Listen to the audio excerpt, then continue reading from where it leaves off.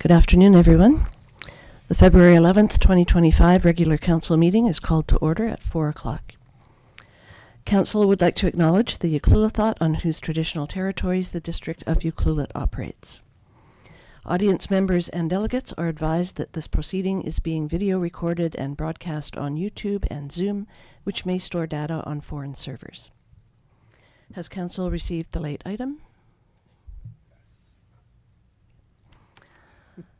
I move that the February 11th, 2025 regular council meeting agenda be amended by adding a new heading 7B, correspondence, to include item 7B.1, correspondence item First Light Development. Do I have a seconder? Sorry, 7B. So you're putting it at the end after the reports? Correct, yes. Councillor Mafty seconded. All in favor? None opposed, that carries. May I have a motion to adopt the agenda as amended? So moved. Councillor Hoare. I'll second. Councillor Mafty. All in favor? None opposed, that carries. We have one delegation today from the Clayoquot Biosphere Trust Society. Please limit your presentation to 10 minutes if possible. Mr. Robinson, the floor is yours.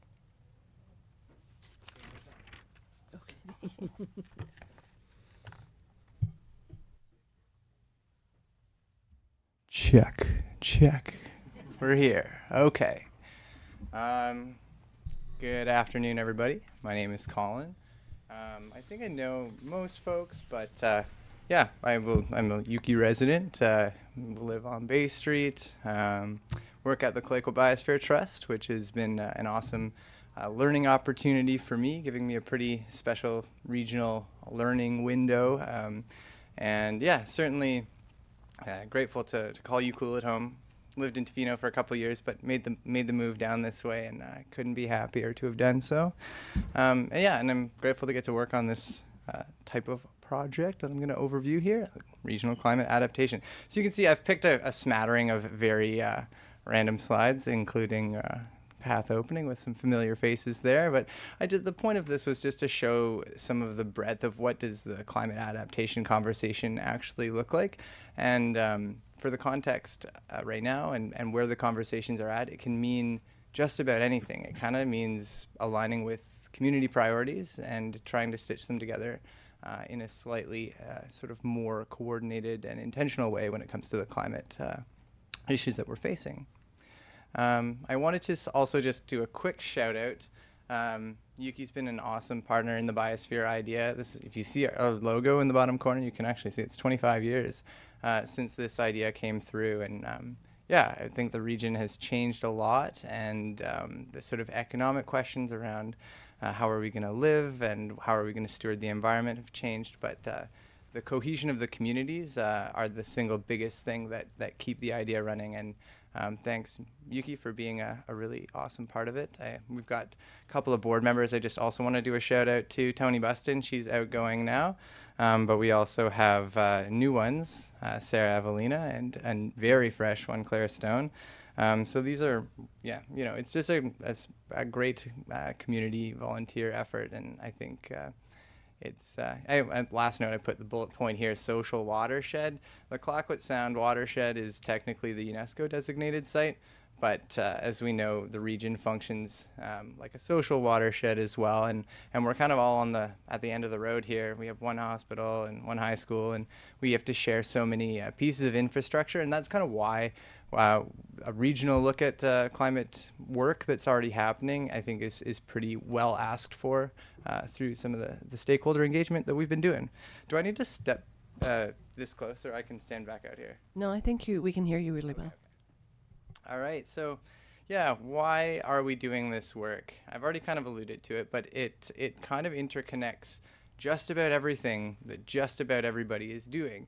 And that's an opportunity, and it's also a bit of a challenge in terms of, okay, so well, if that's the case, what tangibly do we do? So the CBT where I'm working is a community foundation, which traditionally focuses on more social inclusivity, kind of the human side of healthy communities, and the Biosphere idea weaves in the ecological. And what better theme to kind of connect the two than climate adaptation.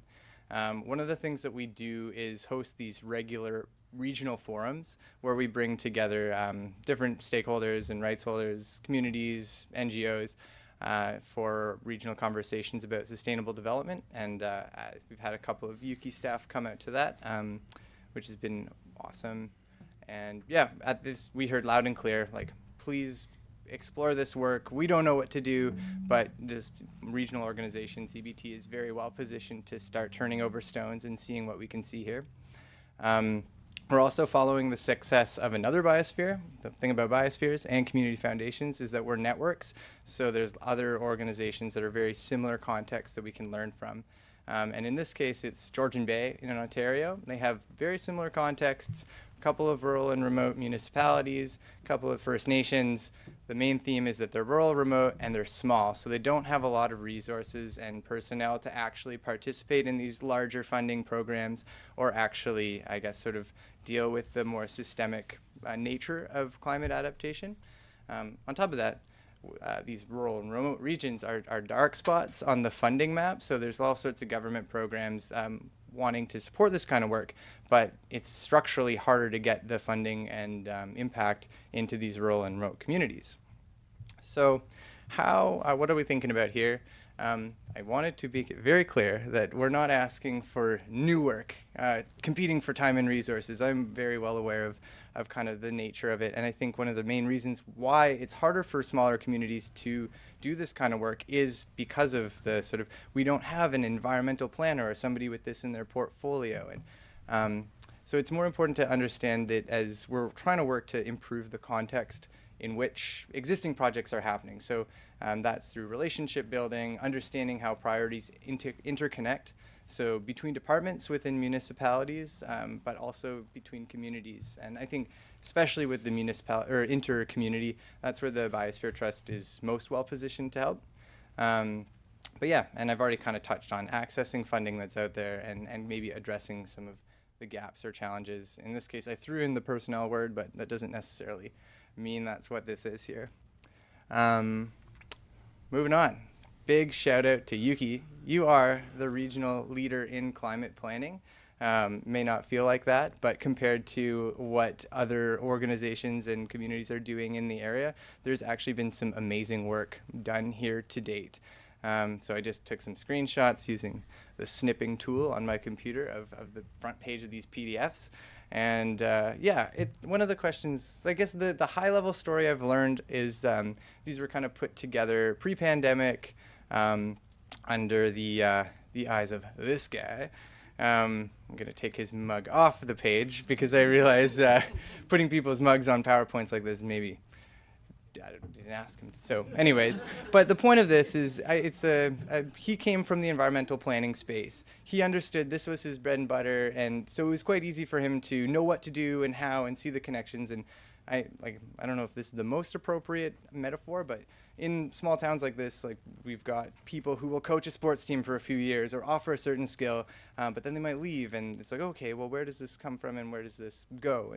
And so yeah, it's to say that I'm not expecting District of Tofino to come up with a bunch of these in-house because they just don't have the person who has the perspective or understanding of how to do that. But it is really that cross-departmental champion type person to lead this work, and it's definitely tricky. So saying like, oh, Tofino, go create a climate plan tomorrow. Why aren't you doing this? It's a lot harder than that. But yeah, to continue on with the regional scene check, yeah, Tofino has a lot of really well worded but poorly connected climate initiatives peppered out throughout their different documents. They know that it's an issue. The councillors, I've talked to them. It's like, this is, we need to work on this stuff, but we don't quite know how. And on top of that, they've got some very critical gaps in their planning department right now. They've just had, I think, another planner on their way out.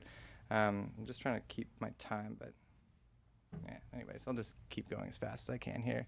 Ahousaht and Clayoquot, they're unceded nations, so they've got some really novel kind of like reconciliation agreements going on with the federal and provincial governments, establishing these new conservancies. Very novel, very different approach to climate adaptation than a municipality on the settler side of things. down here, we've got Toquat and Uthluithat. They're modern treaty nations from the Newell's Treaty, and that's got a whole other swath of interesting climate funding opportunities, but also barriers. For example, like a very neat and timely project, Uthluithat is working on their water sovereignty issues right now, and so I'm learning about where their water is going to come from, where it's going to go, and how does that connect with this town and the water sharing agreement. So there's just a lot of stones that I've been turning over through conversations, and I'm just so fortunate to have the time of day to just call up these people, learn from them, build a relationship, have a coffee, learn their kids' names, and try to get that regional conversation going. Private and nonprofit sectors, we're obviously trying to figure out where those pieces, because they're huge, fit into the puzzle. But right now, the scope, we're still trying to keep it to the kind of community government level, just as a container to initiate the conversation.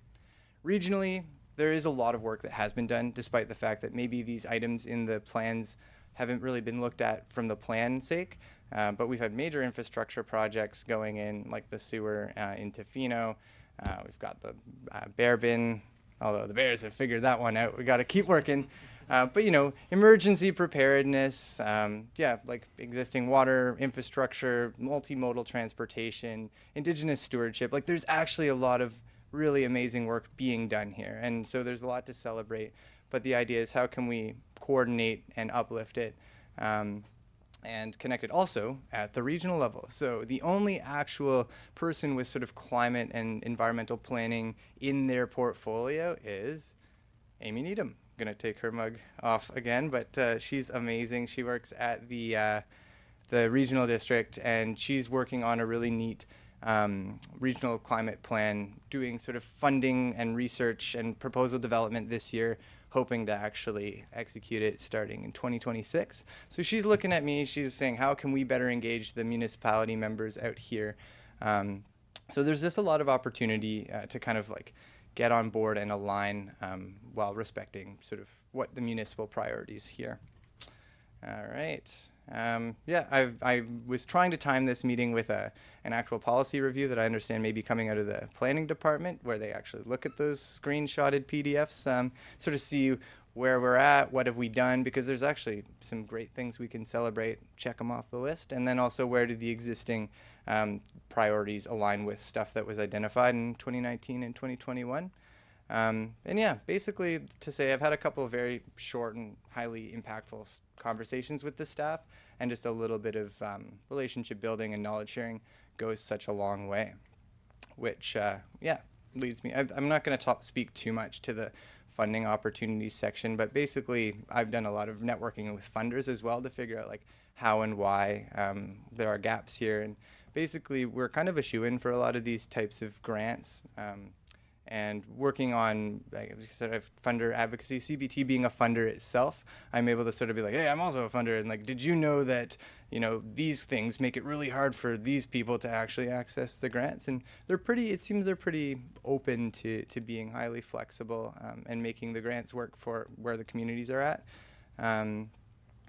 So this is all to the climax of my presentation, April 16th. We're hoping to have a regional conversation where we get together with the different municipalities and First Nations to just kind of discuss and identify what are the priorities, what are the projects that we're working on, how can we, is there regional alignment, does it make sense to collaborate or not, but ultimately to stitch them together into kind of a higher level view. And from my end, if we're looking at putting together grant applications in ways that the communities are, looking for, this is the money. This is the type of stuff that makes it very easy to say yes to the grants, especially when we have an organization like CBT to provide administrative support where it's required. That's pretty much the end of the presentation here. The ask is more just if councillors are interested in coming to this, you're more than welcome. Or staff, obviously, planning department would be really welcome to come and share. Or even if you're not able to, it's just an invitation to continue to engage in the conversation and see where we can take this idea regionally. Yeah. Thank you, Colin. Where will this opportunity be held on April 16th? TBD. Should we have it in Yuki or Tofino? Yuki's closer. Yeah, I agree. I could walk. Yeah, I mean, right now, to be honest, there's more. I've had more engagement and momentum concrete from Yuki and the Minoth, like Tokwat, Youth-Lusat nations. So it might actually make sense to have it here. Great, thank you. And I do believe the planning department is doing a follow-up to Mr. Boyson's work that was done. Am I right, Mr. Lawrence? Yes, that's correct. They're working on a report to bring back the climate readiness program to see what we've done in the past over the few years, although it hasn't been a priority action item. And then what we're looking to do in the future and get some direction from council on reigniting those priorities if appropriate. Great, thank you. Any council questions for Mr. Robinson? I was literally entering it into my calendar, and I was about to ask if you have a time, but it sounds like maybe not yet. I'll Yeah, put it all it'll day be event. probably like 10 to 3. Yeah, we haven't actually set the time, but Okay. yeah, probably. all day booked. And I've got to save the date on the calendar so I can start sending out the save the date to folks if you like. Great. Any other questions? Councillor Anderson, anything from you?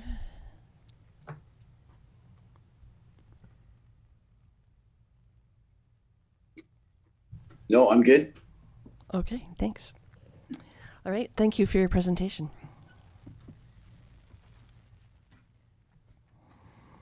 Is there any unfinished business?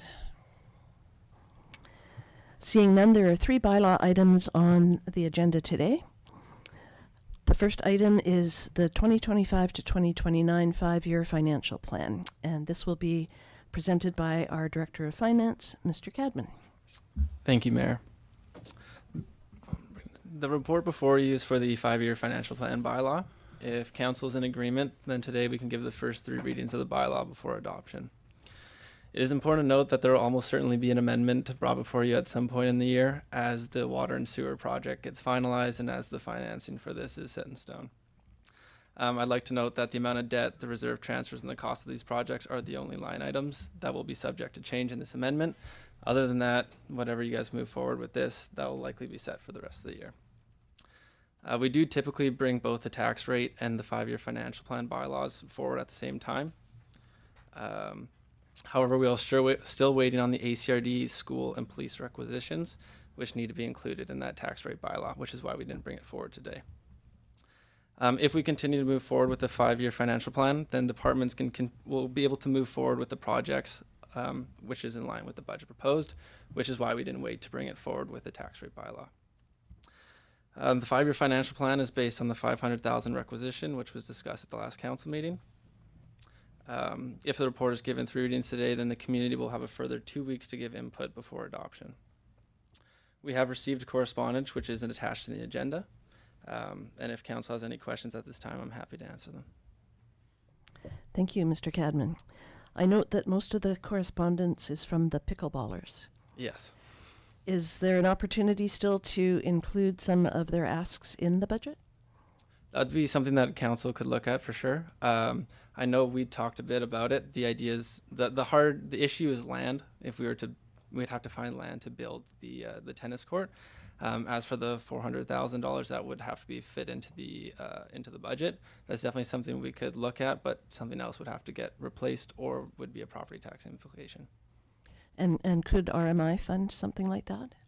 Definitely. It's definitely something we could look at. We'd have to see if that fits. I know there's been talk about RMI and looking at the RDS, so that's something we could look at as we go through the RDS process. Okay, great. So that's not set in stone quite yet then? No. Questions for Mr. Cadman?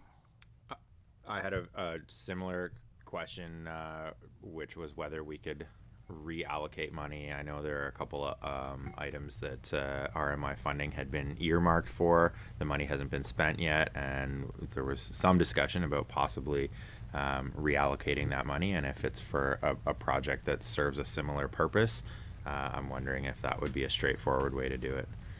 But it sounds like the answer is yes.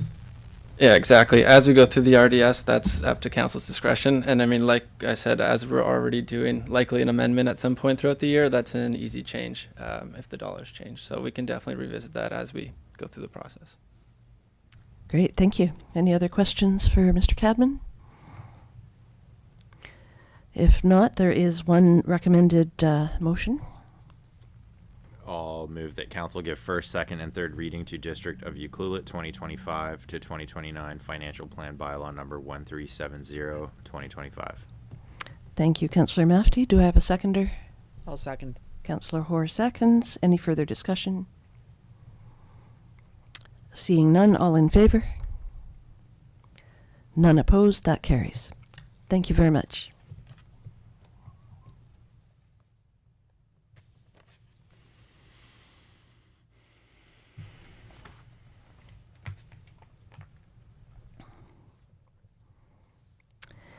The next bylaw item is 6.2, zoning amendment for 1959 Sinamaka Road. This report will be presented by the Director of Community Planning, Mr. Gregg. Thank you. Just very briefly, council saw this bylaw, this application at its January 14th meeting, and this is a rezoning for a proposed subdivision on a corner lot at it's 1959 Sinamaka at the corner of Sinamaka and Pacific Crescent. And council will recall, it's essentially the proposal is to, it's a large single-family lot on the corner. It's to subdivide the property, keep the greenhouse on the sort of upper part that's on the screen there, and do a subdivision that would create a new small lot where there's existing a garage and shed, which would be removed. And so the proposal, this is really, they did a little bit of testing of what they could build on that new proposed lot, and so what's shown there is a small house that they've designed, which isn't part of this, but really the rezoning would allow for this. So it would be to rezone the property to the R6 residential zone, and also to allow a floor area ratio of 0.485 for Lot B, which sort of fits that sort of what they've tested out with a compact single-family residence and a single-car garage on there. That is essentially the application, and so as was required, the council given an indication of giving notice of first reading. That notice has been given, which meets the Local Government Act requirements. So essentially, council is in a position to consider readings and adopt the rezoning bylaw today. If there's any questions, I could certainly try to answer them. Thank you, Mr. Gregg. Any questions from council?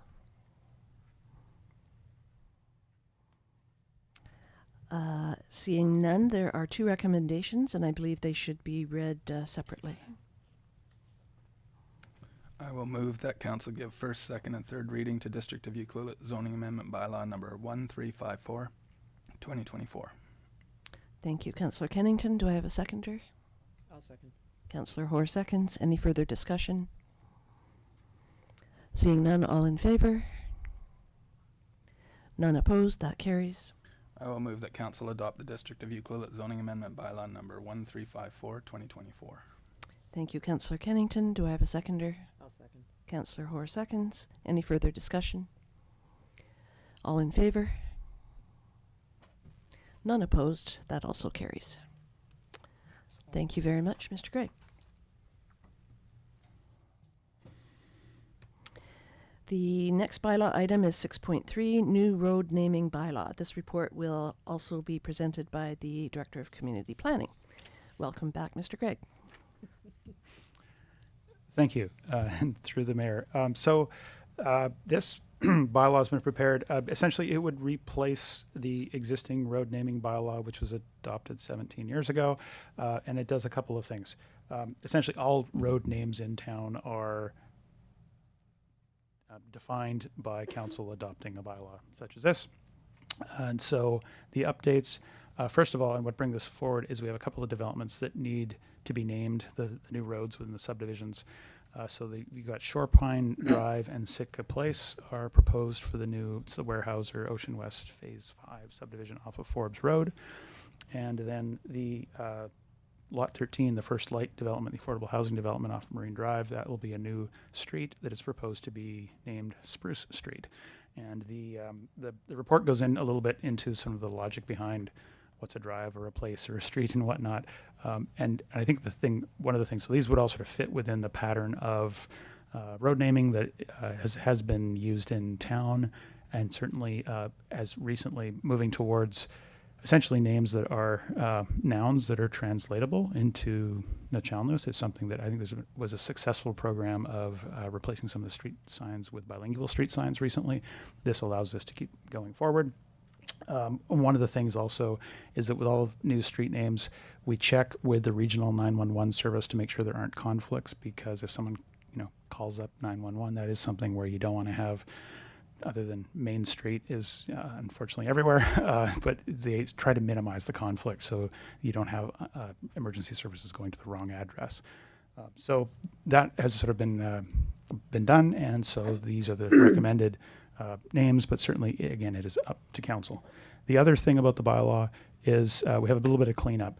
We have some missing road names. Elena Road, Park Lane, and Tyee Terrace somehow never got named in the bylaw. They've been functioning just fine for years, but it's time to catch those.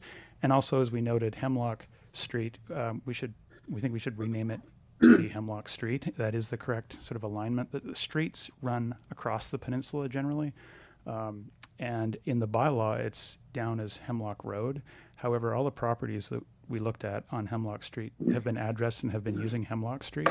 So essentially, this just corrects it rather than trying to get everybody to change and readdress themselves to be Hemlock Road. So the one thing we need to do is fix the new street sign, which of course followed the bylaw, and we realize, okay, we need a green and white sticker to fix that for the time being. I'll just pause there and see if there's any questions from council. Thank you. I found this a really interesting read, this particular report. And especially I didn't realize that the streets go one way and the roads go the other way. That was news to me, but now that I think about it, it actually is what happens. With some exceptions. There is supposed to be a pattern to it, and there are some that don't exactly fit. Break the pattern. Any questions about this report? I believe it's the exception that makes the rule. Is that the rule? Yeah. I have a question. Will all the new signs be bilingual going forward?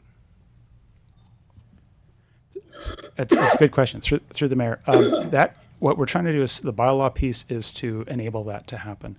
What's noted in there is at the time at the time when we did the first sort of round of bilingual signs, that we realized, okay, there's 32 road names that are nouns that can be translated, and there was sort of agreement on the spelling of 16 of them, and there are others that have potential translations, but we haven't confirmed what they should be. So it was some RMI funds that were used to buy the new street signs. They were surprisingly reasonable in the price, so I think doing another round of that would certainly be something that would be definitely possible in the future. The intent is, let's try and get the names right and get the translations correct, and then we can follow through and do that. Thank you. Any other questions for Mr. Gregg? Seeing none, there are two recommended motions, and they should be moved separately. I can do that. Okay, Councillor Anderson? I thought it was interesting that Fraser in the Chalmouth, what is it? The translation, what does it translate to? The man who always has a dirty face? I think that was supposed to be George Fraser from his gardening. Right. I will move the council give first, second, and third reading to District of Ucluelet Road Naming Bylaw 1321, 2025. Thank you, Councillor Anderson. Do I have a seconder? I'll second. Oh, a tie. I'll give it to Jen. Okay, I'll give this one to Councillor Hoare. Any further discussion? All in favor? None opposed. That carries. I will further move that council direct staff to refer District of Ucluelet Road Naming Bylaw number 1321, 2025 to Ucluelet Government for review and comment. Thank you, Councillor Anderson. Do I have a seconder? I'll second. Councillor Kennington seconds. Any further discussion? All those in favor? None opposed. That also carries. Thank you.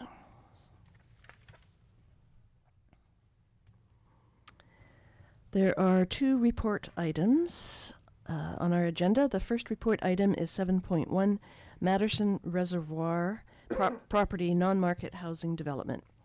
This report will be also presented by the Director of Community Planning. After the Director presents, a representative from Macola Development Services will provide an overview of the grant modeling brief. Welcome back, Mr. Gregg. Thank you. I'm going to have shifted spots here so I can point at the screen a little bit. So thank you. This is the Matterson Reservoir property is what we refer to sometimes as the Hilltop property. It is a district-owned piece of land. I should just say Ucluelet is not a big landowner as municipalities go, but we do have a couple of properties, and this is one that has been identified in the past. And the report goes a little bit into some of the past work that's been sort of leading towards this. And so this is one of a couple of properties that may be suited for housing. And so I'm going to give a little overview of the site and what we're sort of looking for council direction on now. And then, as you mentioned, Katie Fabris of Macola Development Services will overview their analysis of the potential for a district-led affordable housing project on the site and some of the grant options that are currently coming our way. So I'm just going to, while we have the aerial on the screen here, I'm going to point to, so the School District 70 property, obviously the red boundary is around the Matterson Reservoir municipal property, and you can see the green dot of the water tower that's up there. But the property line, the school district boundary sort of runs along the edge there, and obviously the running track is a pretty clear landmark. Right now the BMX bike track is over here next to Matterson Drive. This is the Ocean Park Villa Apartments, Victoria Road, and over here we have Edwards Place. So it's a fairly large treed piece of property where currently some may have enjoyed the Frisbee golf course that has been recently built up there. Could I have the next slide, please? So this, we've rotated it to keep the orientation kind of the same this is a little excerpt out of the official community plan, Schedule A, which is the long-range land use plan. I just wanted to note the adjacent, so this is the Ocean Park Villa multifamily use, and also the properties across Matterson that sort of goes out of the screen. Those multifamily uses are sort of on some of the adjacent properties, and in the OCP, the Matterson Reservoir property was designated sort of a mix of public institutional, park, and multifamily. And obviously the big blue public institutional, that's the school district, school site for the high school and the elementary school. So last year, council earmarked some funds in the 5-year financial plan for doing some engineering and economic analysis regarding the best use of this municipally owned parcel. And that was really to start this year. And we've got a bit of an advanced start on some pieces of that. And what we've brought forward at this time is really because there are some timely developments. One is that the School District 70 is interested in creating some new staff housing on their properties, and they've begun some conversations with district staff on what are the potential areas and uses where that could happen. And also there's some grant opportunities for affordable housing on public land. So some things are aligning, which results in this report today. Next slide, please. So what's on the screen, I'm going to point out again, just before I get into this, here's the boundary currently between the school district property and the municipal lot. So it's sort of right in here, and then some of the colors of this site plan is sort of blur across that line. So one of the things is really the discussion of the school district is they're interested in doing some staff housing, some teacher housing on their property. So what they're interested in doing, and there's an opportunity here to potentially do a swap of land and redefine the parcel boundaries so that this will currently, so again, there's this blue dot is the water tower. It's served by and connects to the system with some pretty large water lines that run down through underneath the BMX bike park. And so there's a statutory right-of-way that allows that to happen and to have access. This reconfiguration would essentially allow road access to come through to the district property from the intersection of Bay Street, create a couple of parcels which the school district could use for staff housing, Also, the running track encroaches onto the municipal property here. That has not been a serious bylaw enforcement matter or anything like that, but this would resolve the encroachment by doing a little bit of a land swap. And then some of the area that's down shown sort of in the green is school district property, which they would transfer, and so it sort of rationalize some of those property boundaries, if you will. And so that the two major things for the district is it would bring in potential for road access off of Matterson from Bay Street, because the only other road access potentially is off of Short Road, where there's some real slope issues and challenges, and that's one of the things that the engineering was going to look at. That this interest with the school district kind of changes the whole approach to it. And so what's laid out here is potentially the park would essentially the green space around the perimeter of the site could be left as park, and you could potentially have 3 publicly owned development parcels up at the top of the hill. And so looking at this as well, I should mention, one of the reasons why we're looking at this is it does align with some of the council priorities. And I note it's very fortuitous that we have a report later on the agenda. And I think 3 of those projects potentially overlap with what we're talking about here. Could I have the next slide, please? So we've done some initial testing out of the site. We had Coors Engineering do an analysis and design work of the road access and site servicing, and it's included in the report. And this was really the basis for the cost estimates. I won't get into the details of the engineering. We'll save that if there's questions. Next slide, please. That the other piece of the cost analysis of this was looking at what are some comparable projects and current construction costs. This is one that we looked at, which is I think very comparable. This is the Headwaters development by the Tofino Housing Corp and Catalyst Community Development Society. Next slide, please. So that's now constructed. So this is actually quite a similar thing to what was sort of modeled for potentially on one of those development parcels at the top of the hill. So it's a 3- and 4-story building. It is slope sites, similar as the water tower site, where it sort of drops down. There's a 4th story below there. In this case, this essentially what we looked at is a footprint of taking this is I think a 36 unit building, stretching it, just make a longer version of the same thing to be about a 50 unit building, and the parking areas to match. That's essentially what was the layout of those 3 parcels in a real simple sense to test out the feasibility of this. Next slide, please. And this graphic, it's in the report, and I think it may help explain, or it's one that's useful for touching on what is the need and the target housing need. The Community Housing Fund grant is one of the ones that is discussed in the analysis, and it's the one that's probably most appropriate to look at for this site, certainly for the first or initial phase of this. And really, it is really gearing towards essentially the local residents that fall within the green box. So that's essentially, you've got households that are earning under $100,000 a year, which is about 75% of the households in Ucluelet. The market isn't serving those households, and so that this grant would have a range of those households who would qualify within this. So maybe here it's a good time to sort of see if there's any questions, or maybe even better yet, to invite Katie from Macola to join us, and then we could come back and see if there's any questions for staff. Any questions for staff so far? No, pretty straightforward, I think, so far.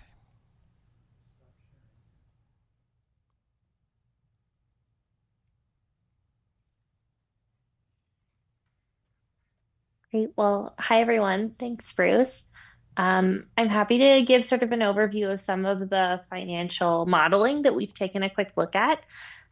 Maybe by way of introduction, my name's Katie Fabris, and I work at Macola Development Services. We've been doing a little bit of work with the district around what affordable housing could look like for the last little while. And one of the things that we were asked to do was take a look at this site from the perspective of 2 different funding opportunities that are available currently. or are anticipated to be available. So BC Builds is an opportunity that exists right now with the province through BC Housing. And then the Community Housing Fund is another funding opportunity that's expected to open for another round of funding later this spring. So we took a very high level look at the site based on the information that you've just seen and Bruce has told you about. The key piece that I'll just note, we didn't have an architect look at the building. This was very much based on sort of the massing of the Headwaters building and what that could look like. So there is room for things to move in this high level feasibility study. But essentially we looked at what a building might look like under the Community Housing Fund and what it might look like under a BC Builds option. Essentially, what we noted is that the Community Housing Fund, we think, is probably a pretty viable option for this site. The district did put a Community Housing Fund application in under the last round, and the feedback really came down to the size of the building. The financial feasibility of the way that the funding program works includes a subsidy from the provincial government, and at the size of that project, it just was determined to not score high enough in that financial feasibility. We do think this building, given the size, a 50-unit project, there's a little bit more critical mass. There's an opportunity for the project to be to hit a lot more of the benchmarks that BC Housing is typically looking at. We did have an opportunity to kind of float the idea past BC Housing as well, and they liked it. Essentially, when we looked at this under a BC Builds option, the rents are higher, but there's no subsidy. So the cost of bringing the infrastructure up to the site and facilitating the subdivision and the roadworks and infrastructure required did make it challenging. If the district were to consider looking at 2 buildings at the same time, that did help the financial feasibility further. But we did want to note that 100 new units all at one time might be something that we might want to look at from like an absorption perspective, just to ensure that the rents could be facilitated.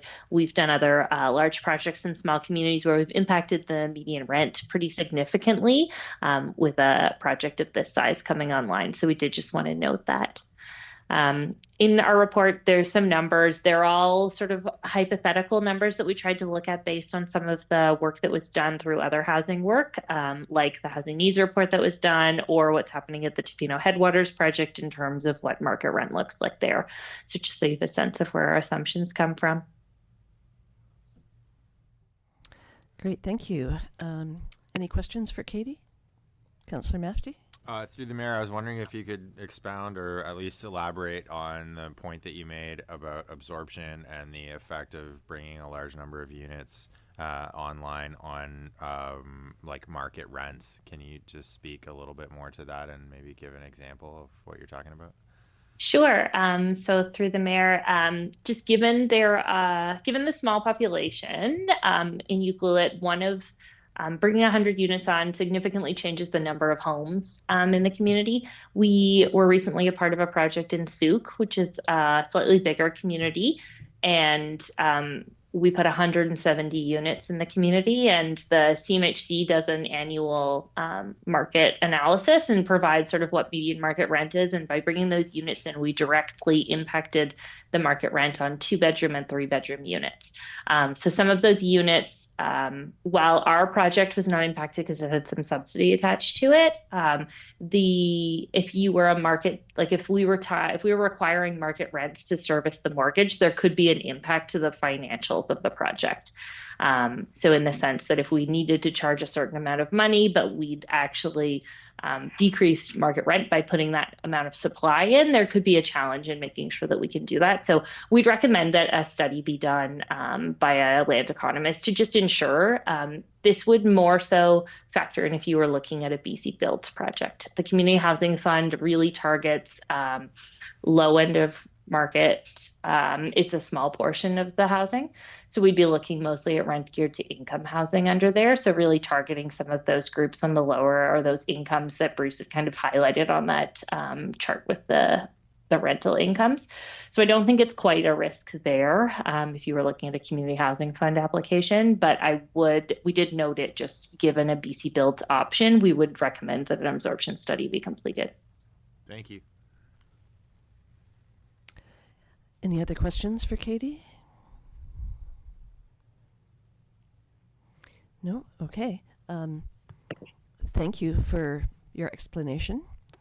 And Mr. Gregg, do you have more to tell us about this report?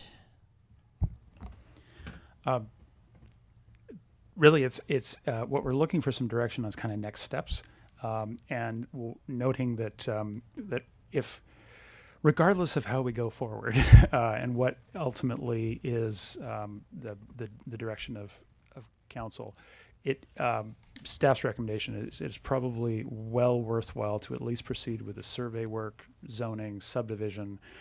For one thing, that certainly we have a partner in School District 70 who is interested, and there seems to be a real alignment there. So to be able to get the road access in place, and for them then to have their own staff housing parcels has some real community benefits in itself, where they're talking about teacher housing. So that takes some time to do that work. So if nothing else, we certainly recommend moving forward with those pieces. And then the question is really, council is around, is it seen as a desirable and priority item to go after this grant that is coming up, or at least start prepping the pieces, because it's a race and a challenge to go after grants. You're competing with other communities who also have housing, projects, and becomes a real time issue. And if council needs more detail or information on that, that is sort of the fourth recommendation that we had sort of suggested that could. If there are questions, we can certainly try and answer those for council. But in terms of the other three items, which are really relating to defining the parcel as a separate parcel and sort of realigning the parcel boundaries, that seems to make sense regardless.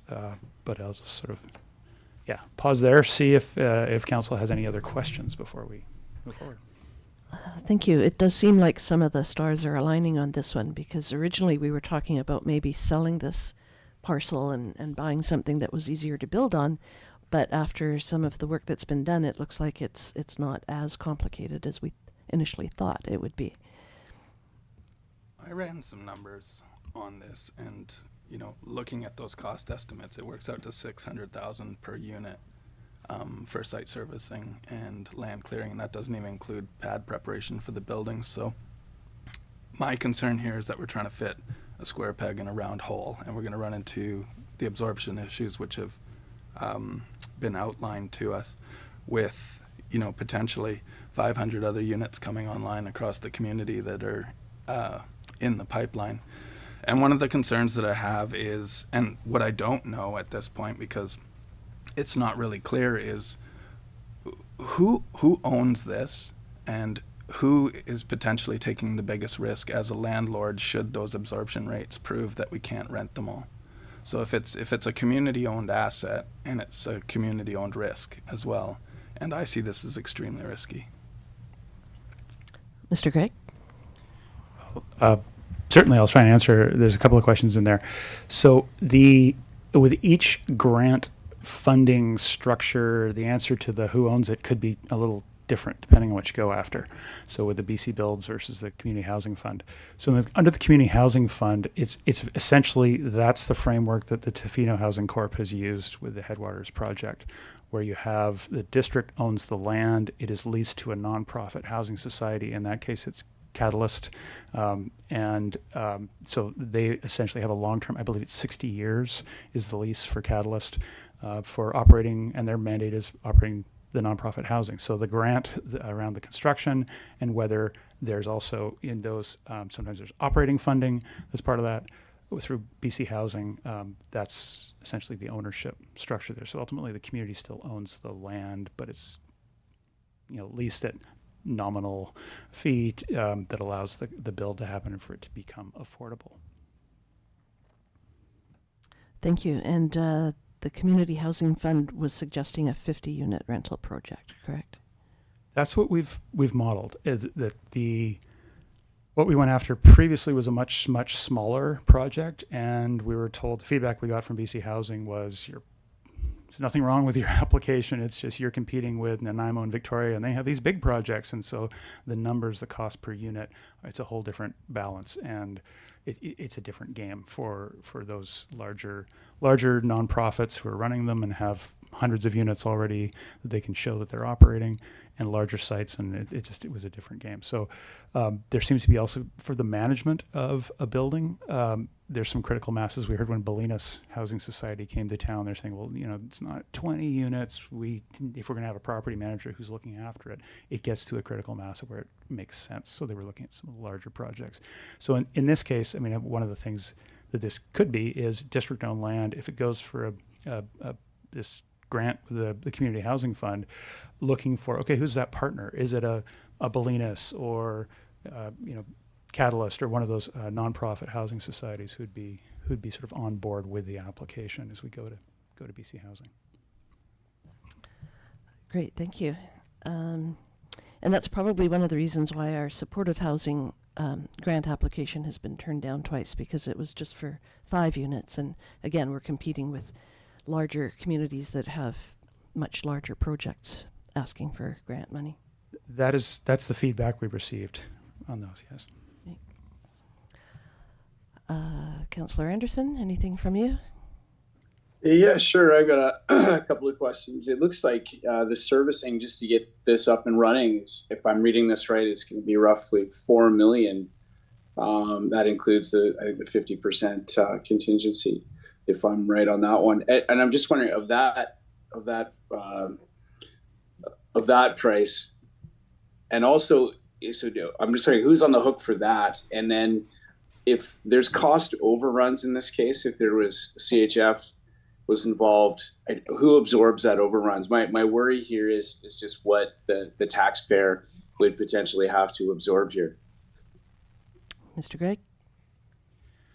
I'll offer some answers, and we have some others here who are getting into the financial side of things who have a little more expertise. But in terms of, servicing costs, it's a big piece of raw land which doesn't have access. So any development on this district-owned property is going to need infrastructure installed. And so the way it is laid out and the way it's been sort of the pro forma there, for one thing, the costs have like a 50% contingency at this point. So there really isn't the hasn't been refined down to you're bidding it out and getting prices and have a hard figure on it. That would be part of the process, absolutely, before you actually commit to contracting to put in water and sewer services and build roads and that kind of thing. Remember what was sort of modeled out there is 3 potential building sites or building lots that would be publicly owned. We're talking about doing a grant to build a 50-unit property on one of those. So the grant funding would pay for some of the servicing costs. So BC Housing, the grant that comes in, would pay for, but wouldn't pay for all of the servicing, all those lots, likely. So that's where some contribution of affordable housing funds from the district, of which there's a paragraph in the report that speaks to that. We have an affordable housing reserve. Those dollars could be used to pay for some of those infrastructure costs. So maybe we pay for half the road and the grant is paying for the other half of the road. But at the end of the day, you have this project and 2 other serviced lots, which are owned by the community, and our affordable housing reserve funds have been used to put in that servicing. And so that's what's sort of the balance of what's being mapped out here. And those affordable housing dollars aren't tax dollars from community members, they're coming from the OAP. And so that's what Mr. Cadman has helped with saying, okay, how could we do this to contribute to get the road in so that the first phase can happen? And then is what the discussion of sort of the absorption. It I think makes some sense with this site where you potentially have 3 parcels long term. The community likely is going to need more housing longer in the future, but the community can also take its time to assess, okay, when are we in the right place to do another phase, or what is needed at that point, whether that's 5, 10, or 20 years down the road, and what are the grant opportunities and funding opportunities at those points.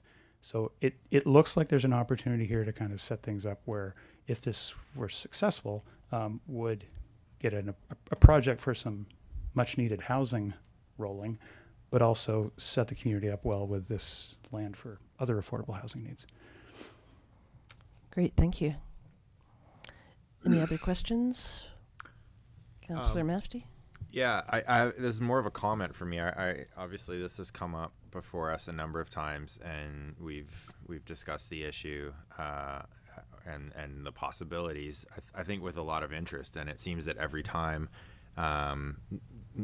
the sort of circumstances under which we've assessed this lot and its potential have changed. It's always been attractive, and I mean, just looking at these 4 motions, you know, the SD70 land swap, the surveying, all of that seems like a no-brainer to me. And I remember the last time that this came up and we said, well, we should really sort of assess the feasibility of building here. We wanted to get an idea of like, well, what's the value of it? And today, discussing the possibility of building affordable housing, grant subsidized, there's one thing that immediately comes to mind, and this is something that I actually went back and forth quite a bit over email with a citizen who wrote in about how the district should be building affordable housing. And since we've had that discussion, you know, we have a group here in town that is looking to build a large number of affordable units. And I was of the opinion when I was emailing back and forth that any kind of development like this is fairly high risk. And to be totally blunt, I would way rather have a private entity take that risk. The benefit to the community is the same regardless of who's providing the affordable housing. The benefit is the fact that there is housing that's affordable. And if we're already looking at the possibility of a private group moving forward and putting a glut of affordable housing on the market, to sort of now as a district take on the risk to compete with them, I'm just not sure how well advised that is. And I think it could very well be the case that this is going to be a much more relevant and attractive proposition in the future, maybe in the short term if these plans fall through, maybe in the medium to long term if the community continues to grow. My issue about investing money now in the servicing and all of that is if it just ends up sitting for 10, 15 years until we need it, it might be that at that point it would be more valuable to us for another use or in another arrangement. So I'm a little bit reluctant at this point, just because of the way that the calculus has changed in the community in the last 6 months or so, to start putting money into this, as far as, you know, committing even staff time and resources to prioritize it. So specifically relating to motion 4, I kind of think that like today, right now, we might have other priorities to focus on. So that's just my 2 cents. I still think that getting a lot of the low-hanging fruit out of the way in terms of the boundaries, the land swap, dealing with SD70, that's all great because it's going to be valuable no matter when we do it. But I'd probably stop short of saying, let's really push this one through, because we've got someone else that is willing to push something very similar through at their own risk. Does that make sense? I don't know. Absolutely. That's my 2 cents. I would agree with that wholeheartedly. I think what Councillor Rafferty said makes a lot of sense. I agree that the SD70 portion of this makes a lot of sense. But moving forward, other than that, if for no other reason than it looks like we could be satisfying the near term for the housing needs assessed number that we have with something that's already in the queue right now.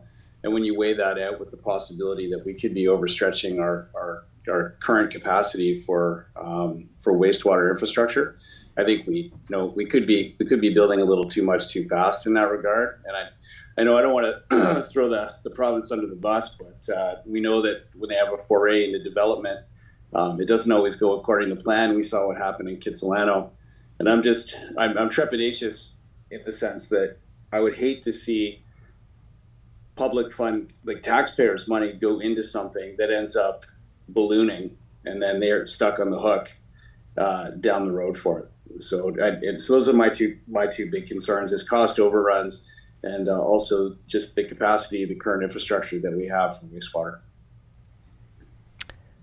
Mr. Gregg?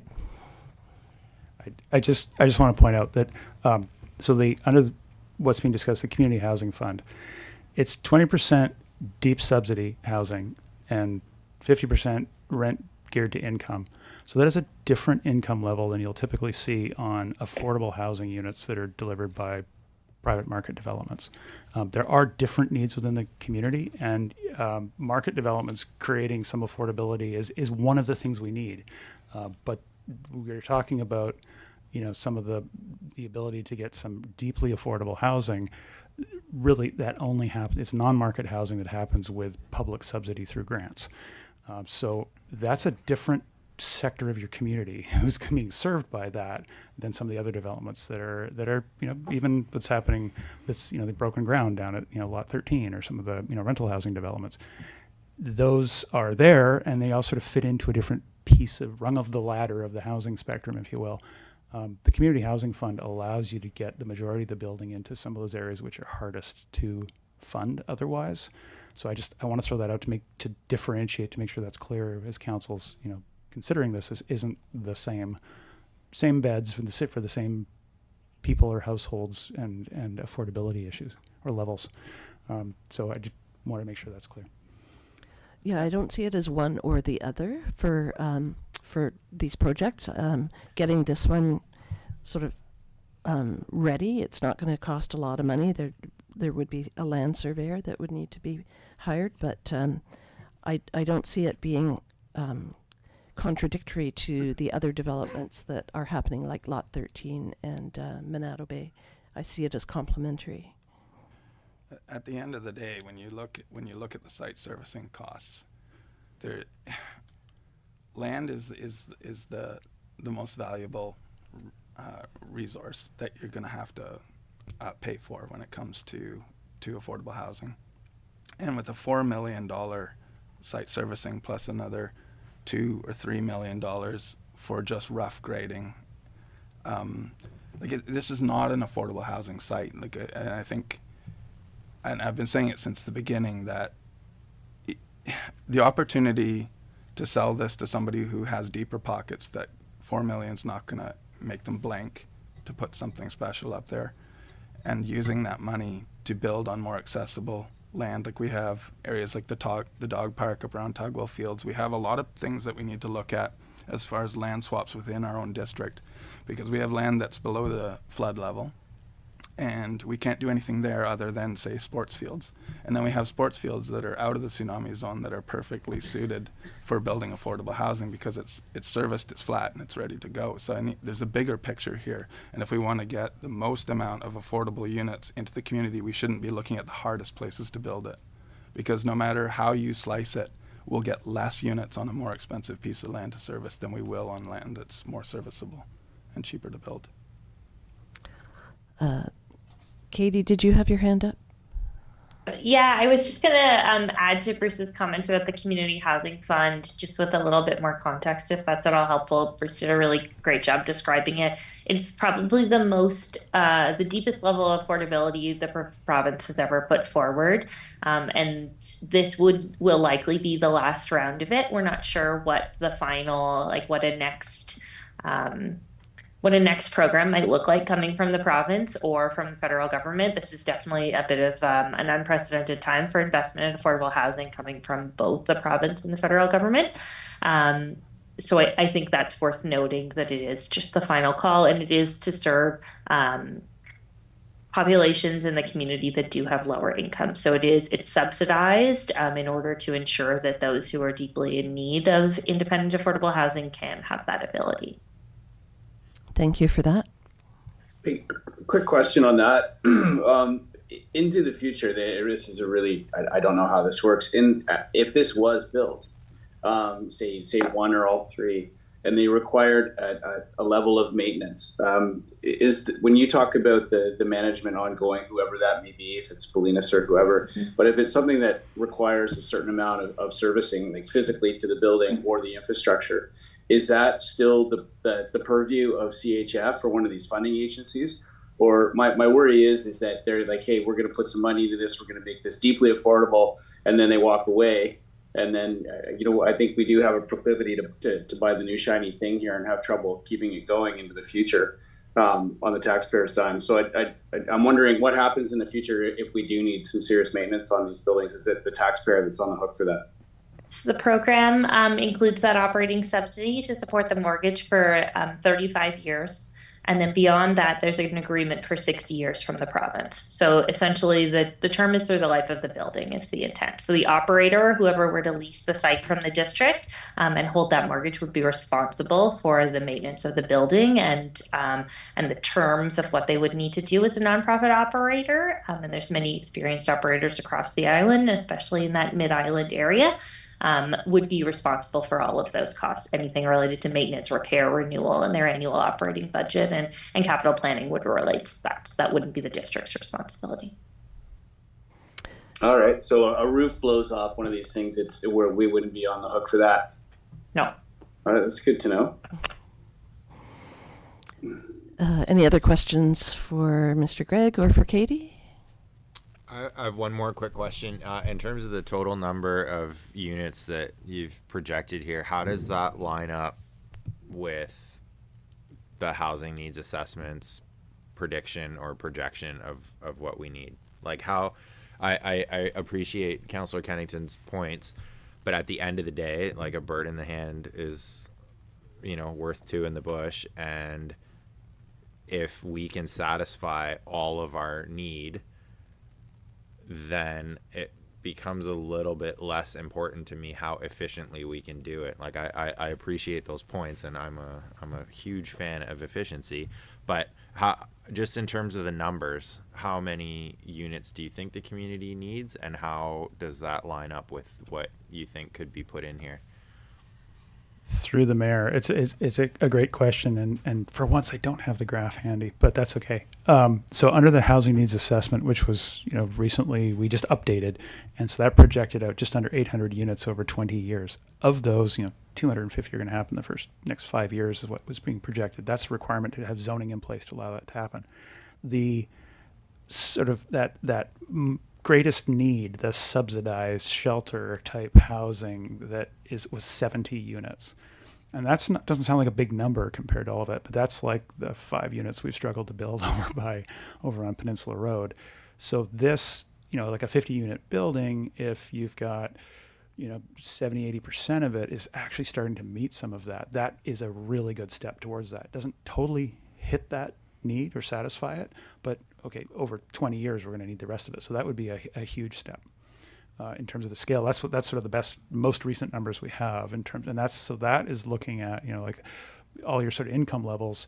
The rest of above that, you need still attainable housing for others and market rentals and all the rest of it, because really 75% of your households aren't being served by the market. So there's other things that need to happen, but in terms of that greatest need, there's about 70 of which this project seems to align pretty well.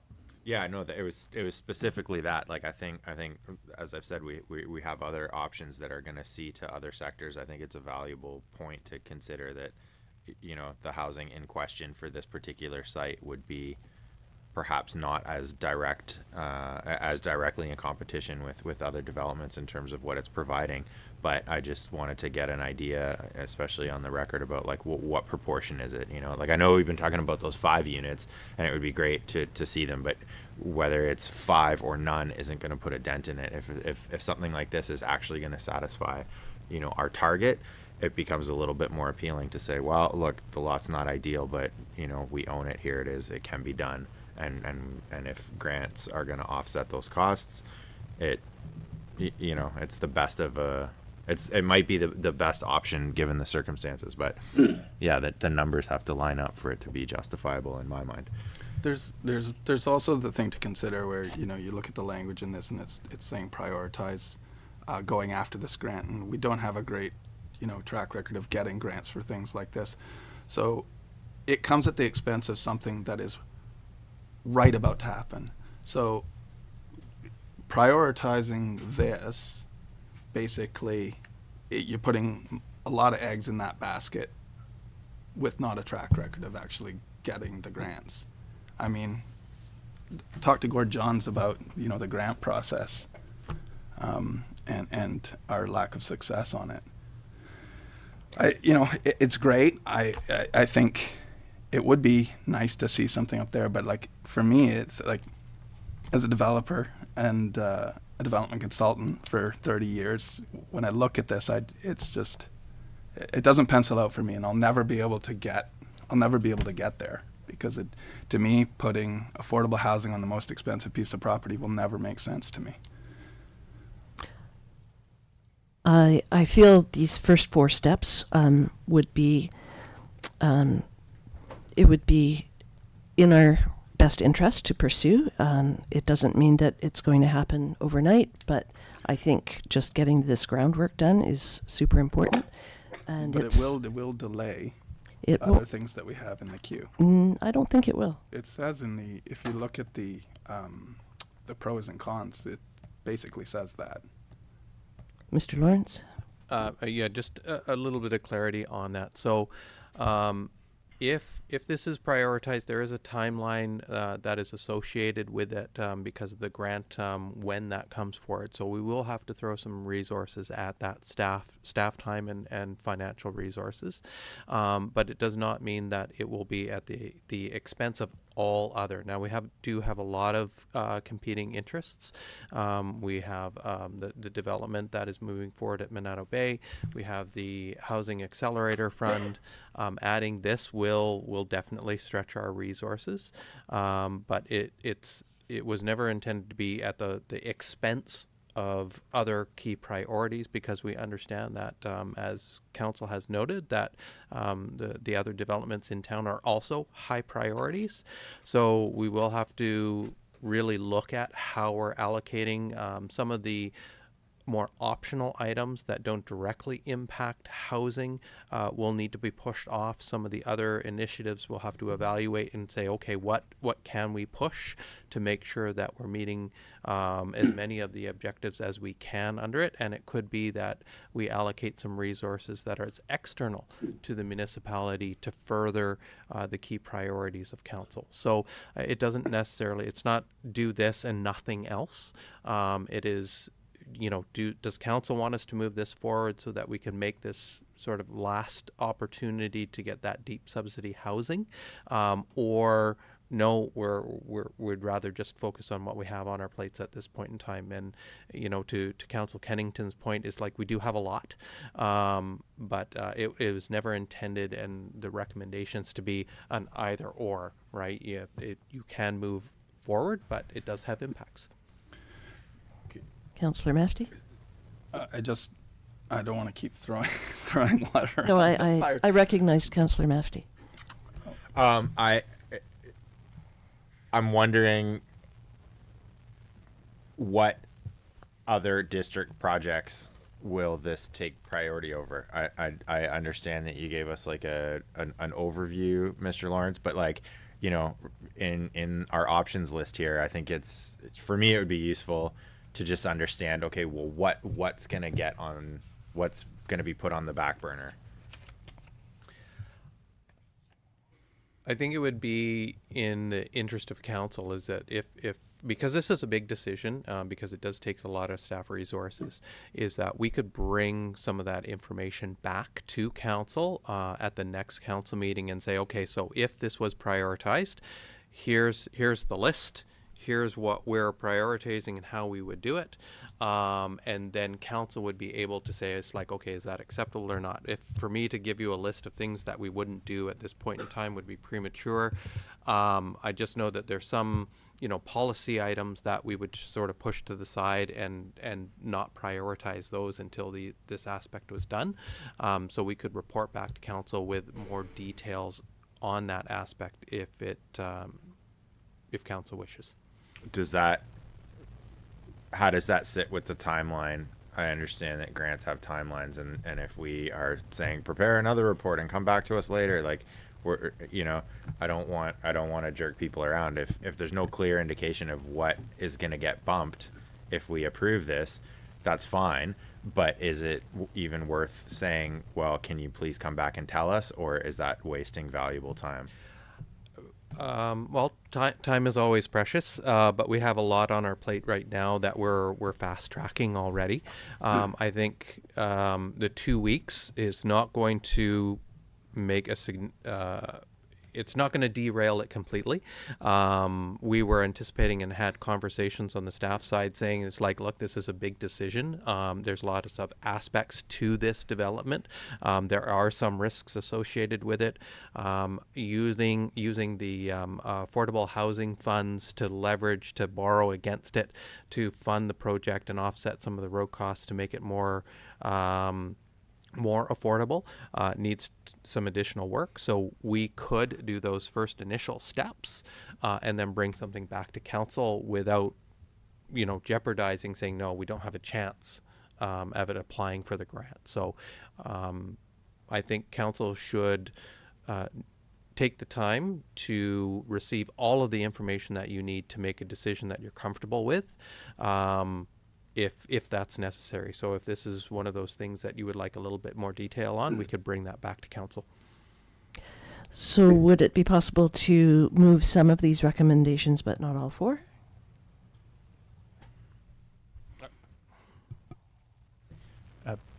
Yes. And so that was one of the alternatives there. I think is the alternative B in the chart towards the end would be to move the first 3 recommendations and sort of sleep on it for the 4th. And because I'm just going to go ahead and spitball to try and answer the previous question as well, because yes, it could be we could report back on it, but what immediately came to mind was Barb Farrington and Neptune Ice, who we issued a temporary use permit for, so they could do incredible fish sales on the dock thing. Though that's under a temporary use permit, and one of the things we've noted in the OCP is like we need to clean up the marine industrial zone because those were caught up in a blanket rezoning, and so we need to tidy that up. That's the sort of thing where we could go, and I thank you for your patience, Ms. Farrington. We're not going to get to the industrial zone this year. We'll renew the temporary use permit and keep going and do those sorts of things to, be able to sort of balance the workload.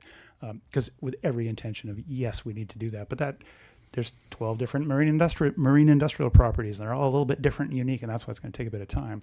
But we can sort of, put some Band-Aids on some of those things for now, keep everyone moving along, and focus on this if that's the desire.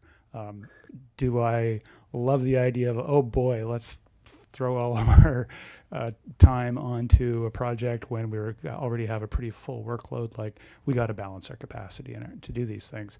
But if there's a project that's worth doing it, I think this kind of housing is absolutely what we should be looking at. So it's taken a lot of staff work to get these pieces together, talking to Catalyst, talking to the architects who did that project, and the Tofino Housing Corp. And going, okay, is this, what are all these pieces? Working with Nicola, the reason, my whole department's been involved with it just to get it to this piece, because everyone recognizes, like, okay, it's worth putting on council's desk to see if there's an appetite for it. Yeah, it's a very fulsome report, I must say. It was a great read. Councillor Anderson? Yeah, no, I just wanted to mention one more time, and I don't know, this is kind of eating at me. I feel like I agree with Councillor Mafty and just what I've heard from people in the community, that it seems like we whether it's our fault or not, and I know in a lot of cases it's not, but we have these languishing projects. We've got something coming up in the agenda with Lot 13 that's just, it seems to be going into perpetuity. Things just aren't getting done. And to be quite honest, just throwing another nice to have, kind of ethereal thing into the mix here when we're really on the precipice of what are essentially what it is our priority of council and mayor was affordable housing. And the first chance of getting that, we're right on the doorstep of that right now. So I feel like if we're right at the spot right now where like there's certain grants that are time specific for that project. So I find like if we haven't had anything go through the door in a long time or come out that we can offer the public, and we're this close to actually getting an affordable project with 250 units that satisfies the housing needs report for the next 5 years. Sure, we have 20 years to do these other things. Like when you're saying, oh, we got to get this grant right now. I'm sure in 20 years, like there's going to be something that comes up in that time. We're looking at satisfying what we need right now in our plate. And you said one in the hand is worth two in the bush. I really feel like we should be focusing on this. And when our planning department says, we've got the marine rezoning or whatever, really we have 4 planners down there.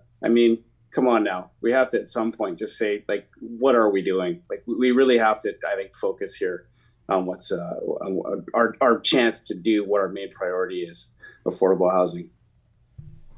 I think there is a bit of a time crunch on this one, though, as well. And getting these first 3 steps out of the way, I think, is just it's just managing this project, and maybe it will wait until a future time. But I think just getting the groundwork done is super important. I'm just going to point out that one thing that that Katie said and Bruce has said. Remember that the housing we're talking about at the Water Tower Hill is not the same affordable housing as we're talking about at Monado Bay. We are talking about deeply subsidized housing, which we do need. And we don't have that many options for that sort of highly subsidized housing. And I know we need it. Too many people are stuck in transitional housing and they can't move forward. And I know it's great that some were able to move into Headwaters and qualify there. I'm like, but something here is what's needed. And I'm fully for definitely the first 3, moving that forward, getting some work done on this, because the land swap's not something that's going to be available forever. And SD70 wants to be part of this, then I think it precludes us to take that opportunity. I have no problem with waiting for 2 weeks to see, like, can we see a priority, an idea of the priorities. I think that it's really important to look at this for the people who are not here to speak for themselves because they can't afford to take time off and be at a council meeting. Good point. I absolutely agree with you. And I don't want people to think that I'm against development there. I'm against that type, and I think that there are better opportunities so that we get more bang for our buck. And you know, the core housing needs and the below market housing that we need, we'll be able to do more on a better site, on a better chosen site. So it's like, yes, we can throw everything we've got at this and end up with a very small number of units, or we can really think about this, and a larger percentage of those units would be deeply subsidized units, as opposed to having to do the thing where there's market rentals up there, because like we shouldn't be giving away district land to do market housing or market rentals. That can subsidize itself. If we took a piece of land, let's say the dog park, and I know I'm going to get hate mail over that one, but let's just think about that for a second. Better than the skate park. Well, don't touch the skate park. No, but what I'm saying is that piece of land is right there, right? It's flat. We have it. It's the same amount of headache to do a land swap or to do a disposition of land as it is on this site, but it's a much more developable site with the opportunity to do 100% deeply subsidized housing. Like we're really just we're chasing the shiny thing without really considering the grand scheme of things and how we can get the most deeply subsidized housing on the land that we have. And we do have opportunities throughout the town. There's plenty of road stub outs that can be decommissioned, and subsidized housing can be built there. We don't have to climb a mountain and do a huge cut and fill analysis and spend millions of dollars just getting a road to something so that we can then spend millions of more dollars building housing that's going to be subsidized. Because, you know, the subsidized housing is not really affordable housing. It's just the cost of that expensive housing is spread out among the community, the province, and the Canadians at large, right? So it's a big pot of money, but it is our money. That grant money is our money. So I just think that the money could be spent better elsewhere in the community. And I would like to see that happen just as fast as we're pushing this. Mr. Gregg, can you clarify, this is affordable housing, correct? Yes. And so and I think the chart that's in the report there talks about essentially it would all sort of fall within what is attainable and affordable, that you've got different income levels, but that rent geared to income is a really interesting one, because it's this, you have to qualify within a range of incomes, and then depending on what your income is, well, that determines your rent, and that's why there's that operating agreement where the Housing Society is getting funding from BC Housing. So this is really trying to make affordable housing it's the majority of those units. And then sort of the near market gets to within the attainable range, and there are people in town who need that as well. So I think that's I think that is a real need, and that it is with this kind of subsidy of grants from the province is the way communities are able to get that kind of housing built. Okay, great. I think I'll cut the conversation off there, and I will. Can I ask one more very quick question of Ms. Favors? Yes. We have you here. You're an impartial outsider. Hopefully this is within the scope of what you can tell us. Based on your experience, I'm not asking you for a number here. How closely does this type of project line up with provincial priorities? What's your gut feeling for how likely it is that something like this would get funded in terms of what else you've seen? Sure. So I don't work for BC Housing, so I don't review them. However, in my experience, projects of approximately this size that are this type of housing, like type of building construction, so like a 4 to 6 story wood frame construction of approximately this size, are fairly feasible and hit the sweet spot of a community housing fund application. Thank you. And, sorry, just real quick. When you say I'm not against the deep affordable at all. I didn't want to come off sounding that way. Just in my mind, having $4 million to even get to that, which is essentially an asset of the taxpayer, which is that plot of land. I'm trepidatious here that it's so expensive to build on this piece of land, to build something that's so affordable. And I'm just having trouble getting my head around how these numbers are working. For the deeply affordable that you say, how many of these units was it? What's the percentage that would be that affordable? Is it all of them?